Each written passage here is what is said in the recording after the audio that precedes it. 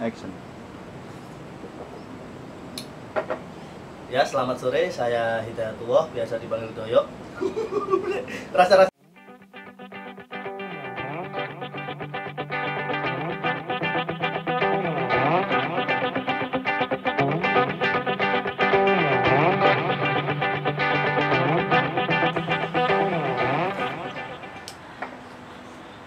Saya Doyok, salah satu penulis Wages.id. Pada kali ini kita akan berbagi soal dunia teknologi, khususnya tentang keamanan di dunia internet.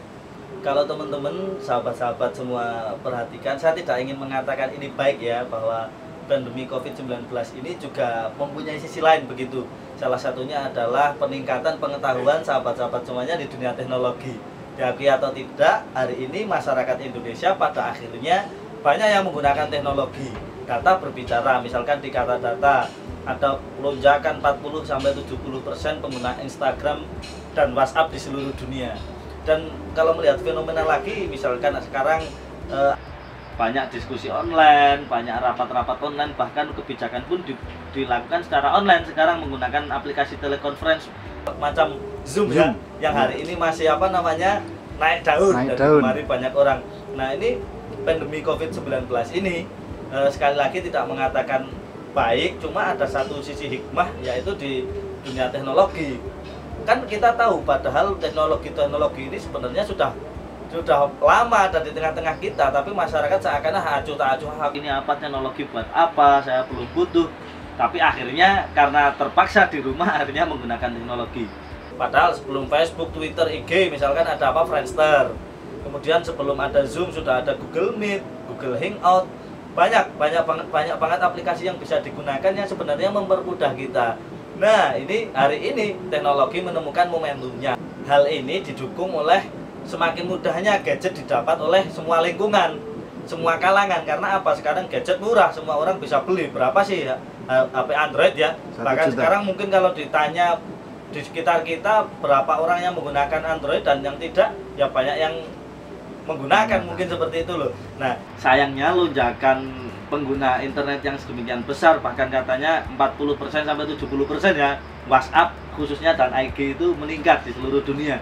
Tapi yang tiba-tiba masyarakat menggunakan teknologi ini tidak diimbangi dengan satu hal penting soal teknologi, yakni keamanan. Misal transaksi secara konvensional zaman dahulu ya, kita mau beli sepatu, orang datang, kemudian penjualnya itu kan bisa kasih sepatu, kita cek, oh ya bagus Pak, barangnya bagus, kemudian kita membayar, si penjual aman, kita juga aman, sama-sama ridho, sama-sama tahu kelebihan dan kekurangannya ya di situ.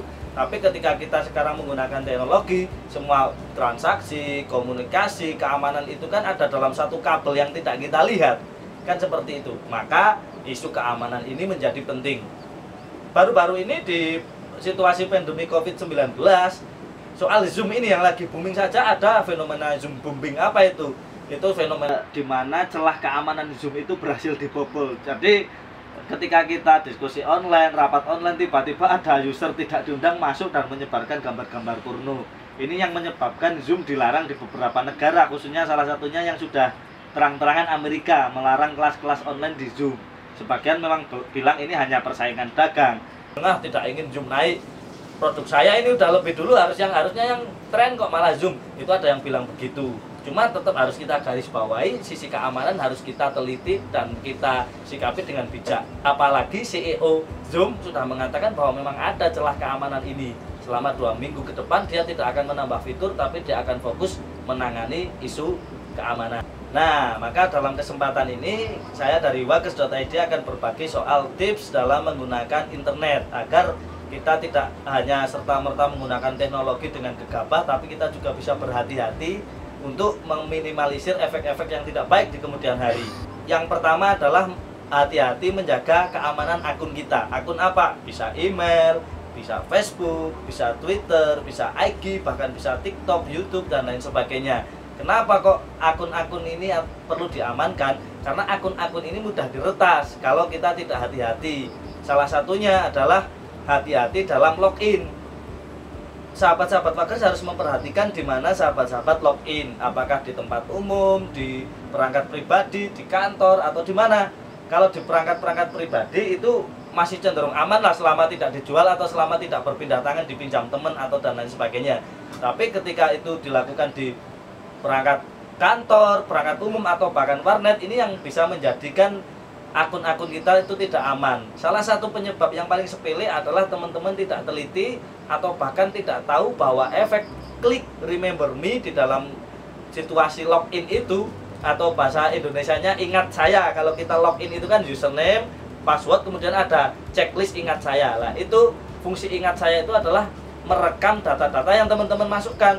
Jadi kalau teman-teman di perangkat-perangkat umum kok mengingat saya, ya perangkat-perangkat itu akan mengingat username, mengingat password teman-teman masukkan. Jadi kan bahaya ketika teman-teman sudah pergi, orang lain masih bisa login. Kenapa? Karena perangkat mengingat, ya kan seperti itu. Yang pertama, teman-teman harus hati-hati dalam menggunakan akunnya. Perhatikan di mana teman-teman logout, perhatikan di mana teman-teman login, di perangkat pribadi atau di perangkat umum. Dan yang paling penting ketika menggunakan perangkat umum, jangan lupa logout. Lebih bagus lagi dihapus di browser itu, historinya dihapus agar tidak mengingat lagi apa yang sudah kita lakukan. Selanjutnya yang tidak kalah penting adalah bagaimana mengintegrasi akun-akun itu dengan perangkat keamanan yang sudah disediakan. Jadi misalkan teman-teman dihack atau lupa password, kan banyak yang tiba-tiba panik, aduh gimana ini saya lupa password gak bisa login. Sebenarnya teman-teman tidak perlu panik kalau teman-teman sudah mengintegrasi akun teman-teman dengan layanan-layanan yang sudah disediakan. Karena sekarang kan misal di Google, di Facebook itu semuanya sudah diberikan sudah diberikan metode-metode untuk mengklaim akun begitu loh kalau lupa password atau dihack. Salah satunya adalah mengintegrasikan dengan nomor handphone. Jadi kalau teman-teman buat akun jangan lupa masukkan nomor handphone teman-teman, itu wajib. Karena nanti kalau teman-teman lupa password atau dihack, teman-teman bisa mengambil alih karena informasinya itu akan dikirim ke nomor handphone itu. Nah, tipsnya nomor handphone ini jangan lupa diisi pulsa. Banyak teman-teman yang mendaftar pakai nomor handphone atau diintegrasi ke nomor handphone tapi diblokir nomornya. Yang kedua, akun-akun kita itu harus terintegrasi dengan email. Jadi kan alurnya begini, kalau Facebook, IG, Twitter atau apa dihack itu kan kita masih bisa mengaksesnya selama kita masih bisa login ke email kita. Misalkan kok Facebook ini dihack, kita bisa menggunakan fasilitas lupa password, kemudian diminta memasukkan email yang terdaftar di akun sosial media kita. Selama kita masih bisa login di email itu, nanti Facebook, Twitter, atau IG itu kan akan mengirimi password baru tuh Mas Brian ke email kita. Nah, pertanyaannya biasanya kan satu paket email yang tertanam di dalam akun sosial media itu bisa-bisa kehack juga. Nah, ini pentingnya integrasi dengan email yang lain. Biasanya kalau teman-teman mendaftar email itu ada pertanyaan, adakah email yang akan dihubungkan? Nah, itu kalau selama ini teman-teman biasa cuek atau tidak mengisi, itu sebaiknya diisi. Jadi teman-teman harus membuat email utama yang tidak didaftarkan ke sosial media teman-teman. Teman-teman katakan punya 2 email lah. Yang satu ini ya email hanya untuk email, yang satunya email yang didaftarkan di Facebook, di Twitter, di IG. Nah, ketika Facebook lupa password, kemudian kita disuruh meminta mengirimkan password di email yang didaftarkan di sosial media kita, kok ternyata email kita juga dihack.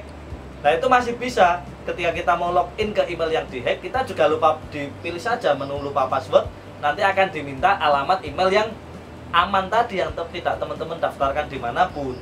Karena selama email ini tidak didaftarkan dimanapun, cenderung akan lebih aman dari kejahatan-kejahatan internet. Yang ketiga adalah menggunakan password yang unik. Jadi masyarakat Indonesia ini berdasarkan riset masih suka menggunakan password yang mudah. Katakan nama kota, nama anak, tanggal lahir, yang semuanya itu bagi hacker-hacker itu sangat mudah untuk dibaca begitu loh. Oh, orang Purworejo, passwordnya Purworejo, orang Magelang, passwordnya Magelang. Sebenarnya ini sangat tidak direkomendasikan. Kalau membuat password itu ya kombinasi setidaknya ada huruf kecil, huruf besar, kemudian ada angka. Misalkan Purworejo ya salah satunya ada yang gede, ada yang kecil, kemudian ditambah angka berapa di belakangnya atau di tengah-tengahnya ada angkanya. Dan yang paling baik adalah ada tambahan karakter, misalkan pagar, dolar atau pentung atau apa, itu penting. Jadi usahakan sahabat semuanya kalau dalam membuat password lebih teliti lagi nih, jangan asal-asalan.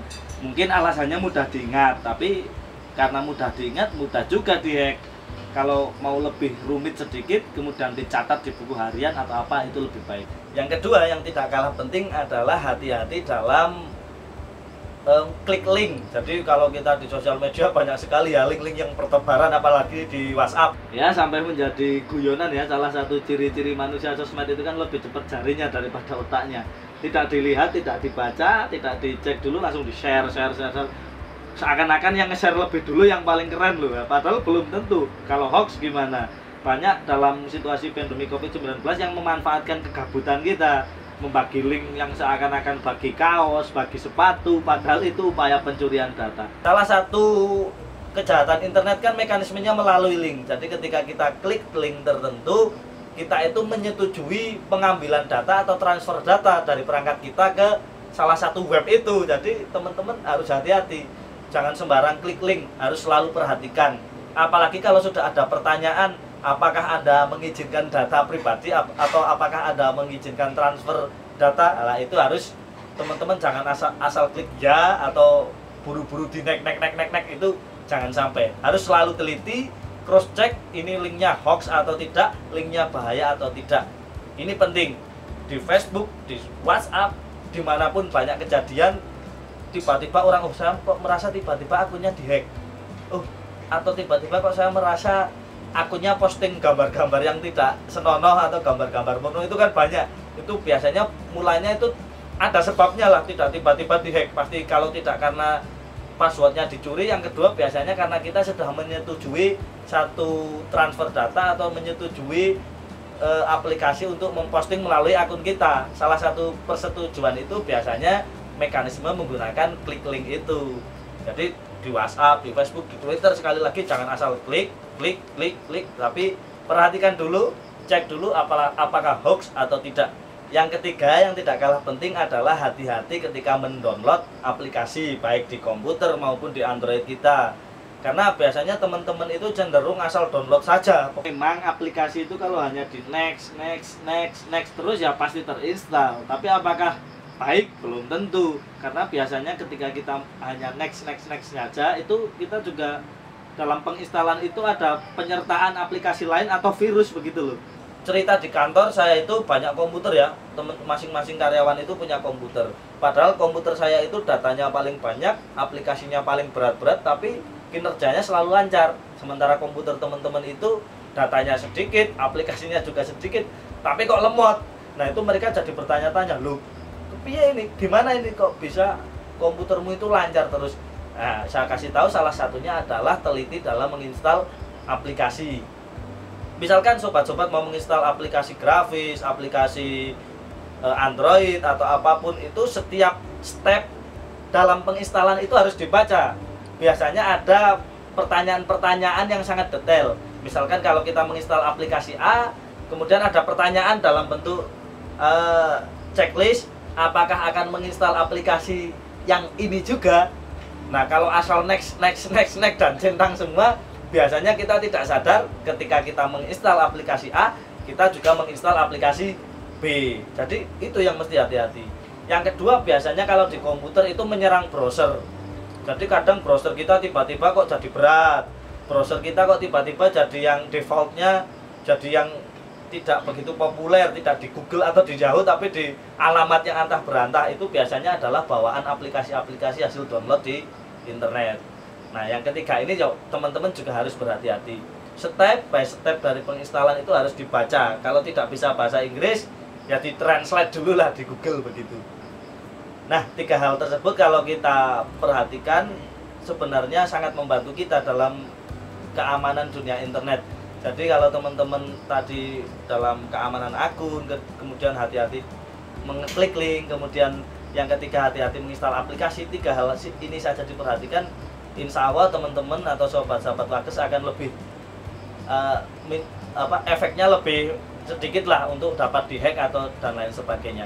Mungkin sahabat-sahabat semuanya di rumah yang selama ini asal-asalan buat password, asal-asalan input aplikasi, asal-asalan login atau logout, asal-asalan ngeklik link, mulai diubah, karena dunia internet yang sudah semakin banyak penggunanya berarti sekarang menjadi hutan rimba yang sudah semakin banyak ramai penghuninya. Ini kan akan menyebabkan semua transaksi baik yang baik atau yang buruk, akan menyebabkan semua pergeseran nilai yang baik atau yang buruk, ada semua kepentingan yang baik dan juga yang buruk akan berpindah di situ. Jadi kuncinya adalah hati-hati. Demikian, terima kasih. Saya Doyok, salah satu penulis di wakes.id, menulis tentang hal-hal teknologi. Semoga apa yang kita bagi pada sore hari ini bermanfaat. Salam Wakes. Ini salam.